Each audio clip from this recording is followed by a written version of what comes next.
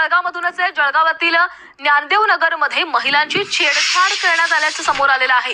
टवाळखोर शिवीगाळ छेडछाड करत असल्याचा आरोप करण्यात आलेला आहे। महिला सुरक्षिततेच्या दृष्टीने उपाययोजना कराव्यात अशी मागणी करण्यात आली आहे। महिलांनी पोलीस अधीक्षकांना या संदर्भात निवेदन दिले।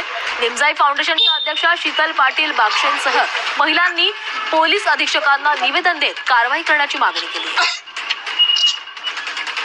मी आत्ताच एसपी सरांना एक निवेदन दिलेलं आहे। महिला सुरक्षिततेच्या दृष्टीने उपाययोजना केल्या पाहिजे, कारण ज्ञानदेव नगर परिसरामध्ये गेल्या 2 दिवसापासून अतिशय जे टवाळखोर जे मुलं आहेत ते महिलांची छेड काढतायत आणि असा एक दुर्दैवी प्रसंग माझ्यासोबतही घडला।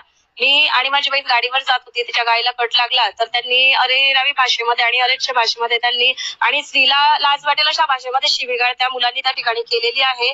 तर सरांना एकच आम्ही निवेदन दिलेलं आहे की त्यांच्यावर कडक ती कडक कारवाई झाली पाहिजे, जेणेकरून महिला ज्या आहेत त्या सुरक्षित राहिल्या पाहिजे।